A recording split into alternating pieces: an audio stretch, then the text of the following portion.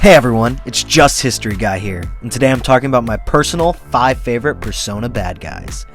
I'm talking the bad of the bad, or I guess more accurately, the good of the bad. The Persona series is known for its excellent story and characters. And as they say, a story is only as good as its villain. But before I get down to it, I'm gonna say this now. This video will contain heavy spoilers for basically every Persona game. So if that doesn't bug you, keep on watching. If it does, look out, you've been warned. And lastly, again, this is just my personal Persona opinion. So let's get started. At number 5, we have Shuji Uchitsuki from Persona 3. The chairman of your school board at Gekukun High School, and someone very knowledgeable about the Dark Hour and the mysterious going-ons of Tartarus. Throughout the game, Uchitsuki appears as a charismatic and composed leader to the young group sees. But as the story unfolds, his true intentions and motivations are slowly revealed.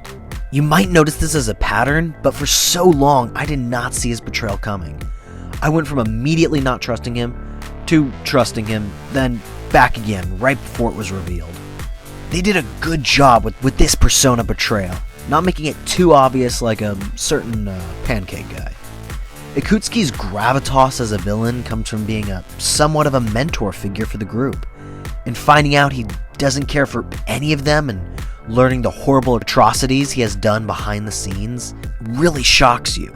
He is someone who believes the world is rotten, and it will always be rotten and fester, and that destruction is the only way to salvation. His classic desire to rule the world, though, keeps him from moving up on the list. Plus, just the excellent villains that will be coming up. Number 4, we have Goro Kechi of Persona 5, the Pancake Man himself. Okay, we can all agree we saw this betrayal coming 15 miles away. But Kechi is still a great villain, because his betrayal is not what makes him compelling, it's the fact that he's the opposite to our main protagonist. A foil. Kechi is someone who suffers from loneliness and isolation, and it breaks him down, making him mad with the purpose of proving himself. He comes off as charismatic and likable at first, but deep down hides his true self. He's always wearing a mask, a persona if you will.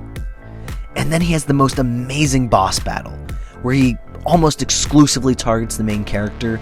This fight was just super fun. And overall, I love his reveal of madness and the way he goes out, trying to reach for a connection.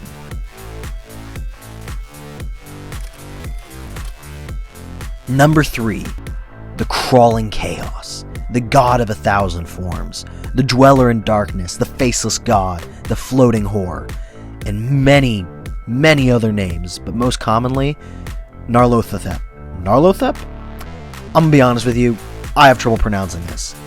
And he comes from Persona 1, Persona 2 Innocent Sin, and Persona 2 Eternal Punishment. This guy is fantastic. Nyarlathotep seeks to agitate the universe into madness, and is a central being behind all of Persona. He is the antithesis to Philemon, Igor's boss. The guy literally took on the form of Hitler and fought the Persona 2 party. Like, this guy is wild.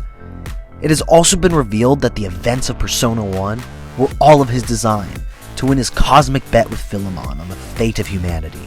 See, Philemon believed that humanity would reach enlightenment and transcend themselves.